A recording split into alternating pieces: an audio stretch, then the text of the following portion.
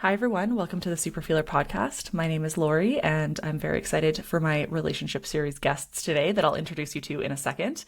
But before I do that, I just wanted to give everybody a couple announcements. First of all, thank you so much, Sandra, for joining Patreon. I really appreciate your support. This is our second last episode, if not potentially the last episode of the Relationships miniseries. So if you are interested in sharing your story with your partner or your partners, please reach out to me ASAP because I would absolutely love to showcase more stories. I only have a limited amount of people that have come forward so far. Especially would love to hear from some queer and non monogamous relationships as well. So if that is you and you're interested in sharing, please reach out as soon as you can. I'm so excited today to welcome Rakesh and Katie to the show. You've met Rakesh before, and I'll make sure that I show his previous episode in the notes below that you can go back and listen. But Katie, you're new, so welcome. Yeah, thanks so much for having me on your podcast. Of course, yeah, so happy to have you. I'm I'm really excited for your story for a few reasons.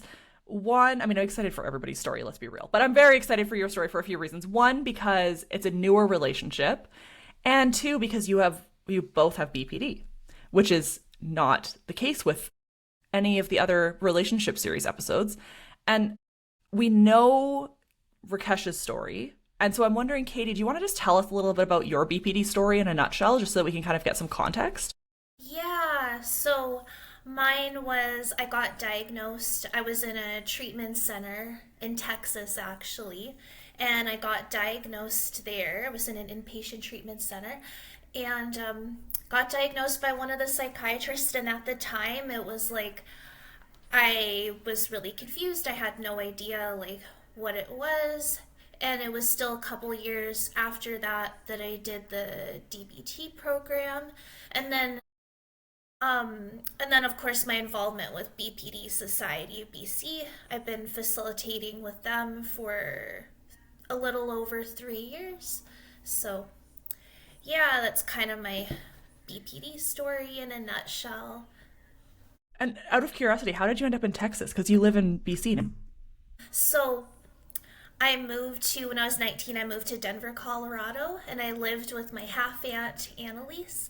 And then I was there for about 8 months. I was working, and my mental health was just really bad. And like from there, my family sent me to the treatment center in Texas. But I have dual citizenship. Like I also have U.S. citizenship. So I lived in the U.S. for like close to 2 years in my early 20s. So that's how I ended up there. But yeah, it's a bit of a wild story. Like in group when people ask me like how I got diagnosed and stuff, and yeah.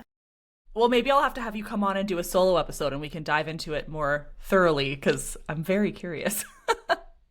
Yeah, sure. Awesome. Well, thanks, Katie. Yeah. So maybe I'll start with Rakesh on this first question here, but how did you two meet?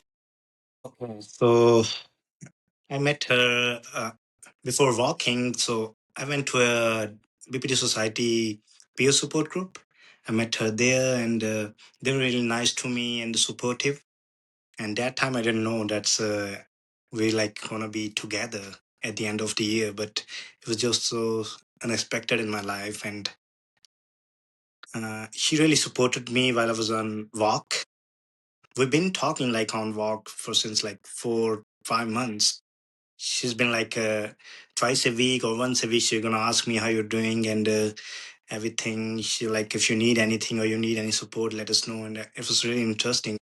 So when I came back, and then suddenly something changed, and we got together. And it was kind of best year I have 2026 now.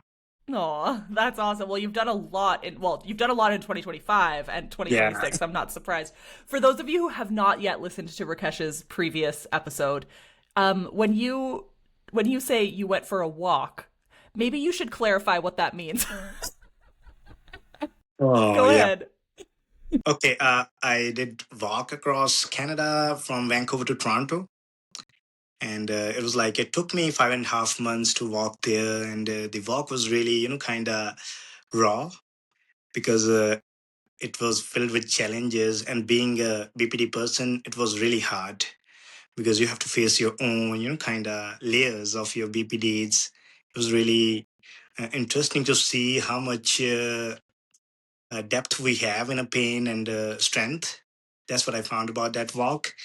And yeah, I've seen a lot of kindness on strangers, and I've seen people like I met people with a BPD too, and I heard their stories, and they were really, kind of kind to me, and they were like really appreciating me for what I'm doing, especially for BPD awareness. Yeah.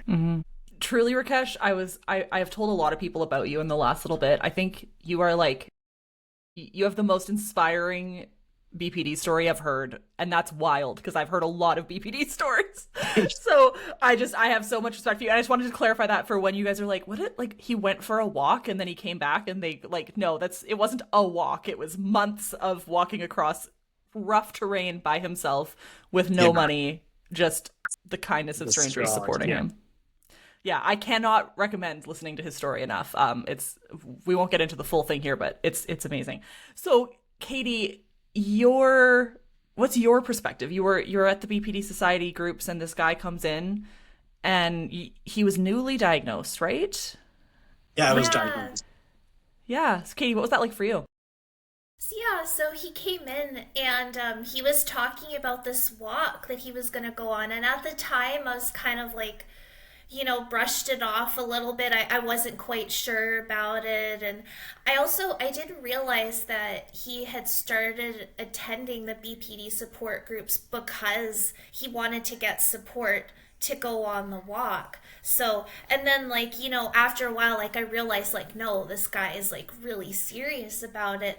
And then he went on the walk, and initially like me and all the other facilitators, like we were super worried about him. Like we had so many conversations on like, okay, like how are we going to support him? How are we going to make sure he's safe? How are we going to make sure that like we're going to check in on him? And initially, like when I was first supporting him on the walk, like we were just acquaintances. I was just like doing my facilitator duty, I guess. But then after a while, like it did really grow into this friendship. Um, and yeah, and then like I said, he came back to Vancouver, and like the first time I saw him in person, I was like, wow, like he's good looking. And then like I kind of started to well, I had like we both had feelings for each other like kind of long before he came back, but it was like kind of this whole journey. So, yeah. I have no doubt that it was a journey, and he is a good-looking dude, so I get it. Well, one thing I want to say is, please don't go to. This is not judging you two. Please don't go to BPD support groups to meet people to date. Not a good idea. No, but it's not. uh, happy it worked out for you two, but generally speaking, horrible idea. And Yeah. sorry, go ahead. That was like not my intention when he first started coming to the BPD groups, and like when I was supporting him on the walk, and like I've never done this before. Like I have that boundary with like as a facilitator with me and the other participants and the other facilitators that like I had told myself like no, I'm never gonna date anybody. And that was also like kind of a really big challenge that I had like with Rakesh is when I was like suppressing my feelings for him. And and like before we got together, I had a conversation with the other facilitators, and I just kind of spilled the beans. I'm like, hey, like I have feelings for him, and I kind of feel like a terrible person. And but I wasn't, but I had conversations with them. I made sure that everything was okay, and pretty much it was just like, well, you know, if it doesn't work out, then like I would still have to facilitate, and I would still have to like support them and everything like that. And I had to like know that going into this, and also just like the dynamics of how we met. Because Yeah, like totally. as a facilitator, like what I've been doing for the past 3 years, it's very vulnerable. Like it's really like vulnerable and like intimate. with the participants, you know? Like you really hear so much about their lives, and you know, it's easy to get like, you know, like we're human too, and like we get attached to people, and so it's always like, you know, you have to be mindful of like the boundaries and everything like that.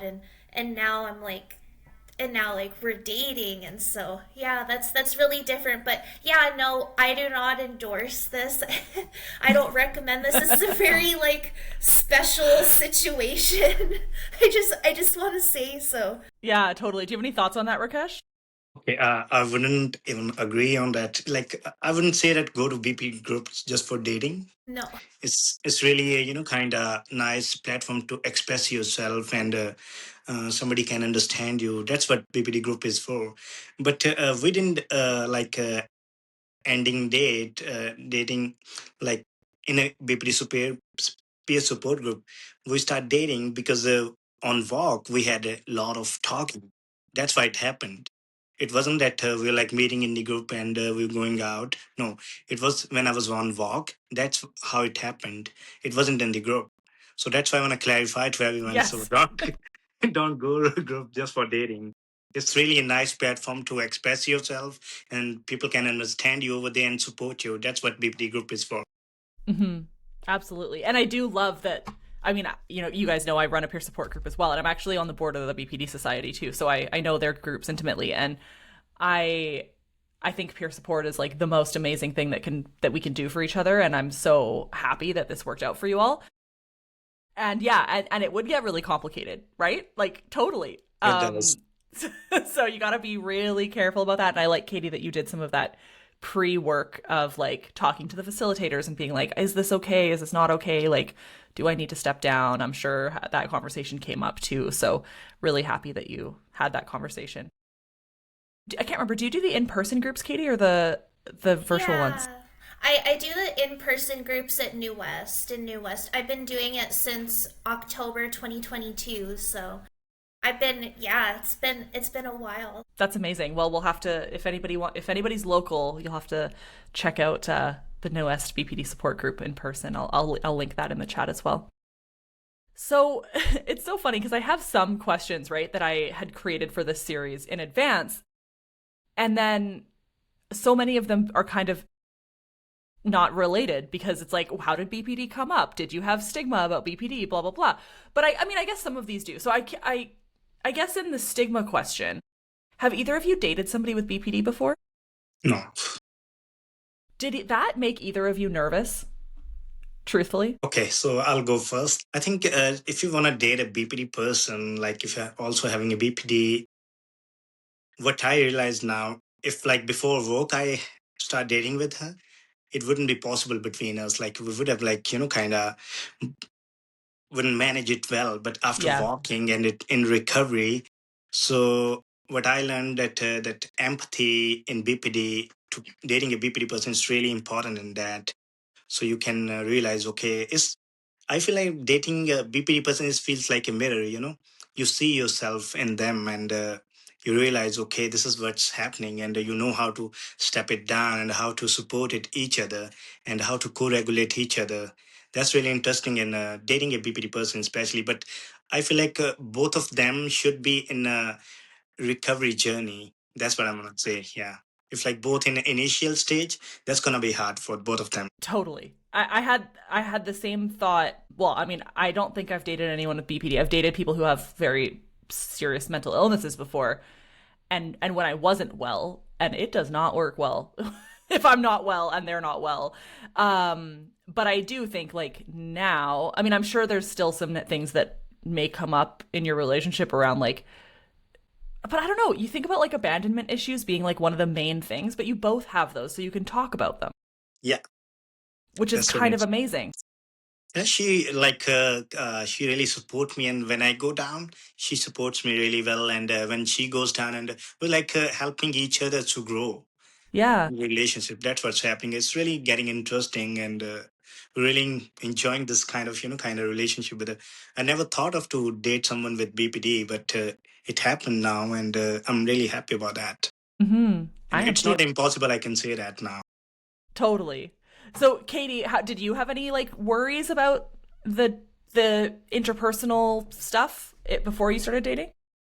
Yeah, just about like the dynamics about how we met, like the facilitator participant kind of You're dynamics, right. and that like a little bit of worry is about like because he was struggling a little bit before he went on the walk, and just how I would navigate that as his partner, and also just like my own struggles. But like I said, we're both in recovery, and like we both talked about all these things, and yeah, it is interesting like how we met, because we never really had to disclose to each other about the BPD, because we already knew because of the support group. And I think in a lot of ways, the fact that he went on the walk and that's when you connected is kind of the like difference, right? Because if you had just met at the Yeah. groups, then it would have been totally inappropriate, and you couldn't have made it work, right?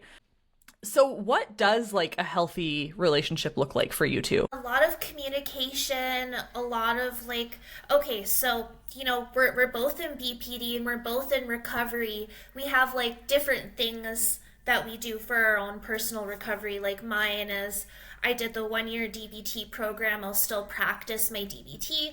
I'm on medication. Like I have the peer support groups that I facilitate as well as I get help from. But a lot of it is just like, what we know how to regulate on our own, but also if the other one is available, then we also co-regulate together. And like any issues that come up, because like with him being in like my first healthy relationship that I've ever been in, I still have a lot of like wounds from past partners. Like just the other day he was really exhausted and he had a nap for like 7 hours, and he was supposed to call me, and that like Mm, kind of triggered my abandonment issues a little bit.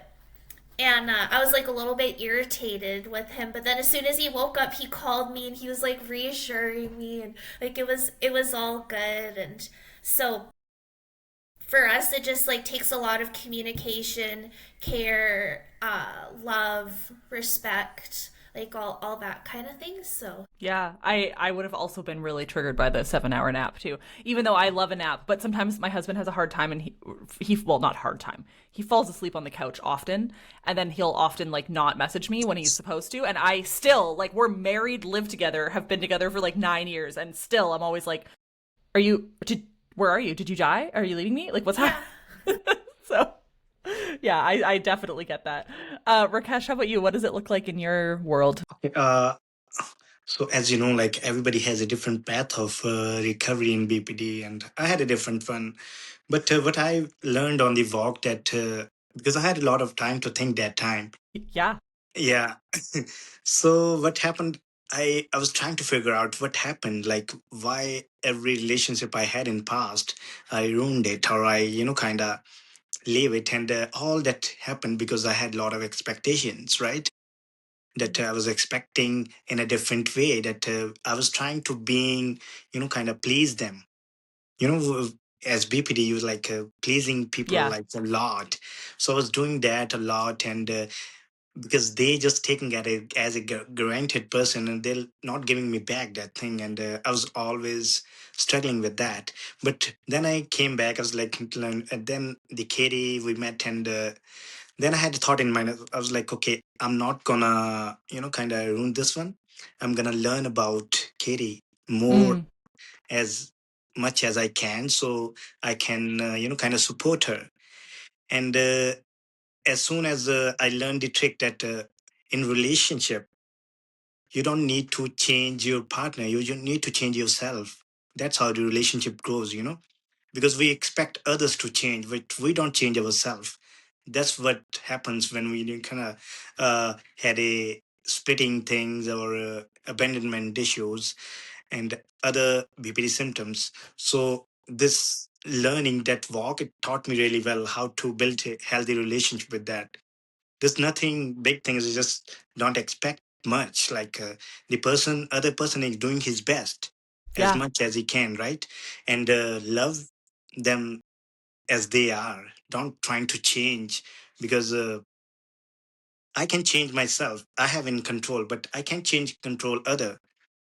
So that's what I learned that in BPD is that so that these kind of things like really helping me to grow this relationship in a healthy way, and we're really good and we're really like co-regulating each other every time. Yeah, she had sometimes meltdowns, but what I do, like I stay over there. I know, like I don't leave that time. Yeah. I'll say like, okay, I'm gonna stay here. Whenever you feel like calm, so we can talk. And she does the same to me. She doesn't leave. She just stay over there. She stay calm, and she's like, okay, whenever you feel like talking, so we talk to each other. That's what it is. Yeah. I find that physical presence to be so helpful. Yeah, it is really Even helpful. if you're not talking, it's just like, I'm still here for you. Yeah, the presence is everything. Yeah. Yeah. So, have you found anything particularly difficult about being in this relationship, like from a BPD perspective? Oh yeah. In a BPD, like I found out like BPD is really a different for each other. I was Right. the Yes. one like I had a quiet one. So whenever I had a meltdown, so I go quiet. And she has a different way of expressing the BPD symptoms. So that's what I find out. It's not, I would say, like difficult, but it was new to me, and I'm learning about that. That's what I want to say. And she also find out that oh, you go quiet, you don't say anything that times. Like I'm like that, and I didn't know that BPD has different kind of kind of uh, traits. Like somebody's like a- anger issues, somebody has quiet, somebody has kind of violent. That's I never heard about that, but I learned new thing with the BPD from Katie. Yeah. Yeah, that's really cool. Katie, how about you? Anything that's been particularly difficult?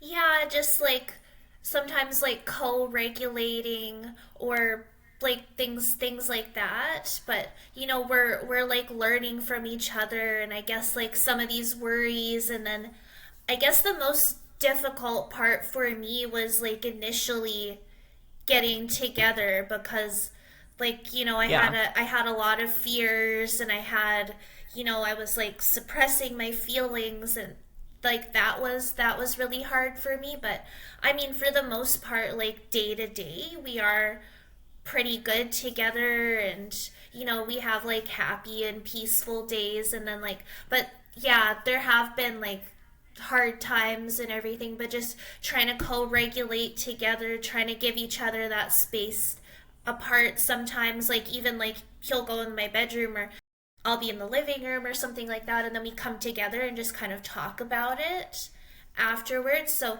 yeah, there is difficult times sometimes, but like the love and respect and support that we have for each other and communicating really makes all the difference. Yeah, I think that's the theme of this entire series, honestly, is just that the communication piece is the number one key.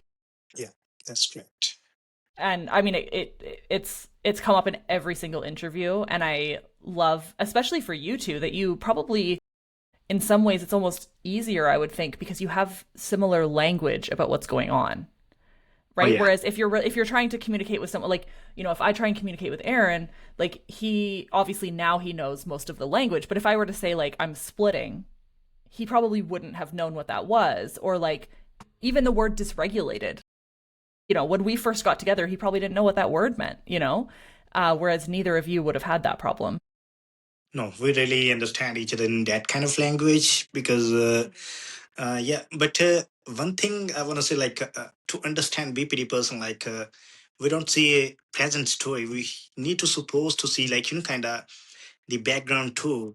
So that's how you can, kind of regulate in a best way. Because most of the time, like, she has a kind of meltdown, but all comes from past relationships, and I understand that's hard for her to kind of to trust in really new relationship. But we are getting to it, and we more I know about her, and more I kind of help her to kind of regulate those things. Yeah, And to know what those past relationships looked yeah, like, right? she. Because you Yeah. don't know.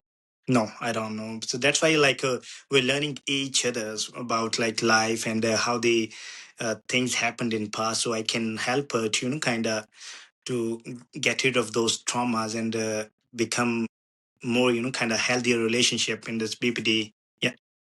Katie, Do you mind, like, out of curiosity, do you want to tell us about any of the stuff that you're kind of bringing from previous relationships or what those looked like? Yeah, pretty much just like kind of in a nutshell. I have a long history. I guess it is like partially because of my BPD of like being in like a lot of toxic and like really bad relationships where like I was hurt either mentally, physically, emotionally, and things like that, or I was made to feel like my emotions were like too much, or they would oftentimes like make my BPD much worse.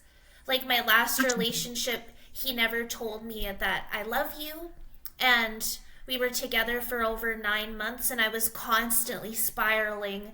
And I even had to take a break from facilitating, and even the other facilitators were like, "Wow, like we've never seen you like this, Katie. Like this is not okay."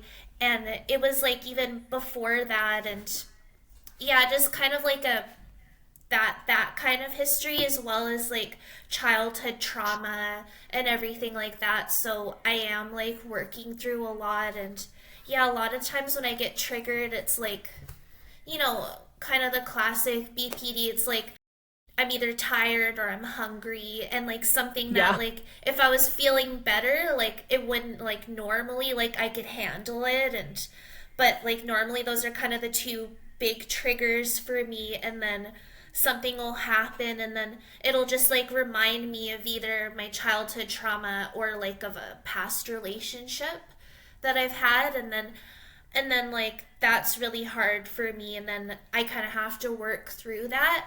And also like for me there's kind of the added layer of shame almost of, I also sometimes feel like because of how we met, that dynamic, that I should be like more well together, more like better off or more stable than he is.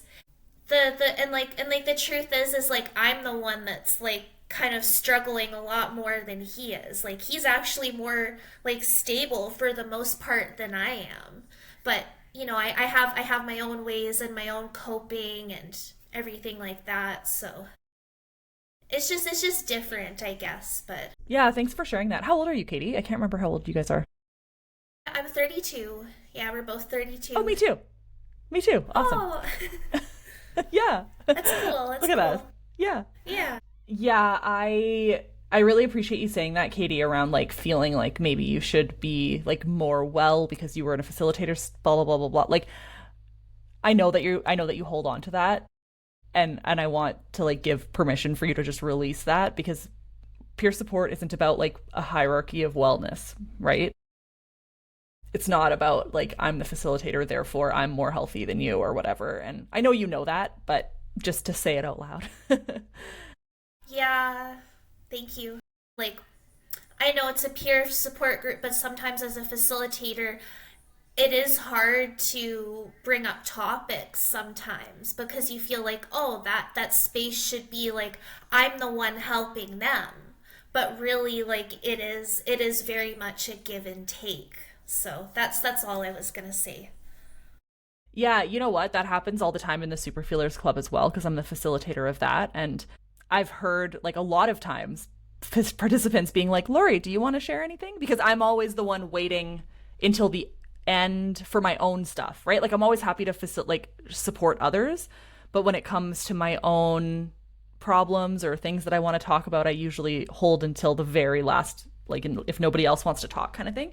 And it's funny how many people that have attended over the years have been like, no, we want to hear from you. Like, we want to hear your stuff too and help you. So that give and take is there. But yeah, it's an interesting dynamic for sure. Are your guys' families around? Like, I don't remember, Rakesh, what your family situation is. Okay, my family is all back home.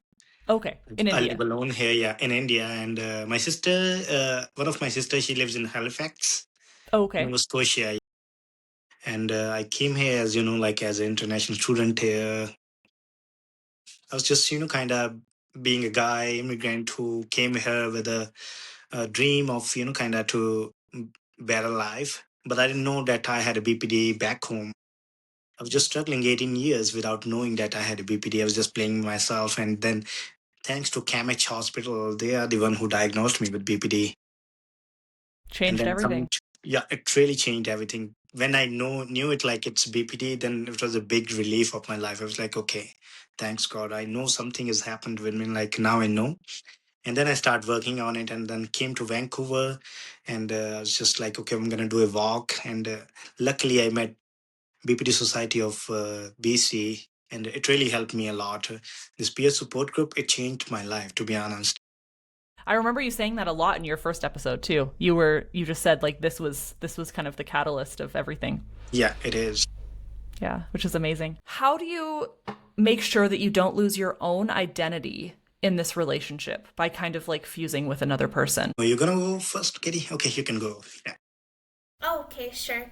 Um, yeah, I mean, I would say that we both have our own lives outside of each other. You know, we both still see our own friends and have our own interests and everything like that. And we also have the time that we spend together. So, I mean, I think that is really important. Like, definitely, like, we are a priority for each other, but I still like my mom lives in the area, so I still spend a lot of time with her, and I have my own friends and my own things that I'm working on. So I guess like just kind of mindfulness and communication is how we make sure that we're not like kind of fusing together and that kind of thing. So Mm-hmm. Yeah, that's good to hear because it's so easy to just like become the other person. The amount of like hobbies that I've picked up because like the guy that I liked was into snowboarding or whatever. You know what I mean? Like, and just all of the things I do are so intentionally not like that now. Mostly because my husband's hobbies really suck. But he's bringing me tea right now, so I do appreciate that. Um, but my hobbies of playing Dungeons and Dragons and Diablo is not really something that I'm interested in for the most part. But Rakesh, how about you? How do you kind of differentiate yourself from Katie? Okay, all I'm saying again and again because after the walk, what I learned that identity issue is the main part of BPD. Like that's the hardest thing to kind of to take over because the pain amount of pain we had, it always want to become something. That's why we have like identity issues and in relationship. Watching someone same as you, it's like a mirror, and you see that pain and sometimes that identity problem I had, and but I know how to control it. And I have a kind of hooks in my life. Like I found it in the nature that how to bring back always when I go lost. It's just kind of I will say like okay, you're just in a present. There's no future, past, or anything. So I bring myself and I ground myself that time. And for the identity, seeing her sometime meltdown and everything. Sometime that pain becomes so kind of difficult to handle in my way too. So what I do, I just kind of sit behind and just look at her and trying to figure out the story. Okay, this is not her. This is not me. This is not her. It's just the pain.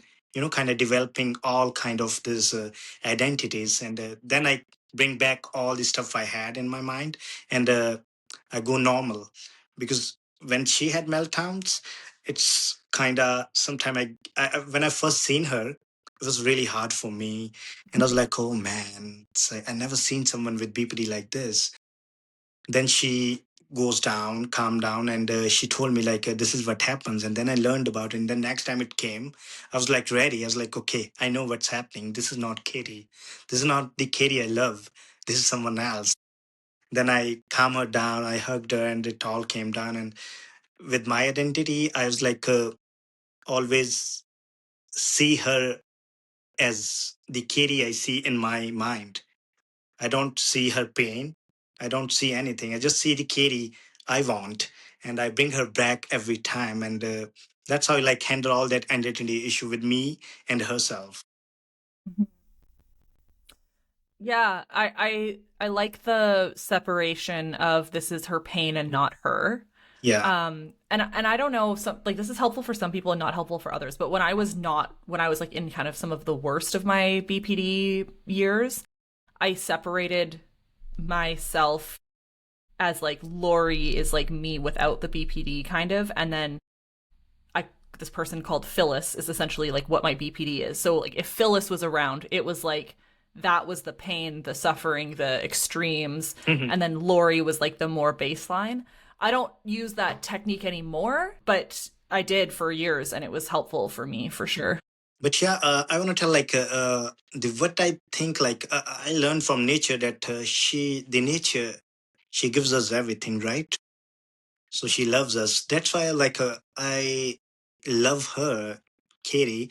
I love Katie the way nature loves us. Like no matter how hard it is, like I will still love her, and I will never leave her. That's what I wanna, kind of bring that in relationship so it can be healthy and she can feel safe around me.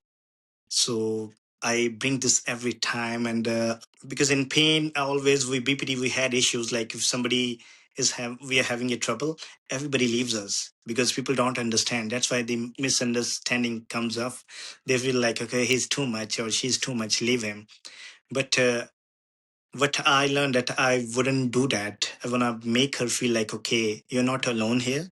Even I'm not talking, so you still feel like, okay, somebody's around me and I'm safe. And time by time, it's getting really better. And it's been months. We didn't have much meltdown, but initially it was had, but now it's getting better and better day by day. How does that feel to hear that, Katie? It feels really good and really like validating and supportive, and it's something that I always wanted to find in a relationship, but that I never thought that I would find it because, like I said, I've just been like just struggling for so many years, right?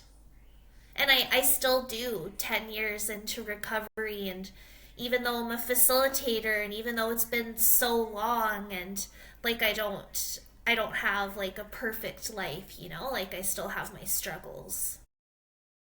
Absolutely. None of us have a perfect life. Even if it looks like people have perfect lives, No. not one of us does. Yeah. Okay, so is there anything about your relationship that you want to talk about that I haven't asked about? I don't know if this has to do with our relationship, but I was just thinking, when we were talking about how for Rakesh, the BPD Society of BC and being involved in that peer support group was kind of the catalyst for a lot of things, and like going on the walk and like us and everything like that. I feel the same way. My time there has been like it just kind of lit a fire in me for mental health advocacy. And now because of that, like I'm in school, I'm back in school at Douglas College, I'm doing my community mental health certificate, and like I want to go back to work in peer support work. And like just as much as him being involved in that group has changed the trajectory of his entire life, it has for me as well. So Beautiful. Thanks, Katie. I would love to see you guys at the Super Feelers Club one day, just to check it out because it's such a great group as well, and just I don't know, it'd be nice to see you. Rakesh, how about you? Anything that you wanted to share that we haven't talked about? Yeah, I just want to give a message like to all the BPD people. Like it's nothing, kind of impossible to date someone with BPD because I feel like okay. I want to say, like, as I said, like in a recovery way, if both are in recovery, it's really easy to date someone with BPD, as same diagnosis as you, because you know what's happening. And I know when she wakes up, and if she had a night sleep, I will ask every time, okay, did you have a night sleep? If she says no, then I'll be like, okay, I'm gonna be careful with that. And if she had, then like, kind of do make have fun with her, like we kind of mess around. That's what we do. Like, so these small things, if you notice in relationship, it's Yeah. really kind of building a healthy relationship.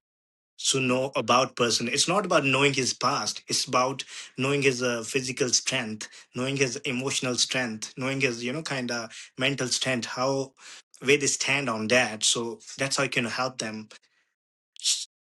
Also, the symptoms wise, she was right on that. Like in a stabilizing way, she is in recovery, and so my path was different. I went through this spiritual way, so that's why the BPD has. I see BPD in a different way, and it's taught me really well how to kind of regulate it, how to bring back every time I went to that stage. I think what's so cool about you two is that you're showing that two different kinds of recovery can Yeah, happen and that they also coexist yeah, they within do, a they do. relationship. Mm-hmm. That's Yeah, awesome. I would definitely agree with Rakesh is that like the only reason why our relationship works is because we're both in functional recovery, like, and we have that commitment to each other to understand each other, and again that communication piece and everything. So, and yeah, our recovery does look different, but yeah, like I would say that for any BPD person, like the key to having a healthy and happy and fulfilling life is that recovery piece, and it does look different for everybody. Like, of course, DBT is like kind of a big one for a lot of people with BPD, but not everyone with BPD that even works with. Like, it all just, like they always say, like you can just kind of take what you need and leave the rest, right? Yeah, That's right. absolutely. So are there any, Rakesh, you already kind of answered my last question, but Katie, any messages of hope for someone who has BPD and isn't feeling like they can ever have a healthy relationship? It sounds like you've been there before.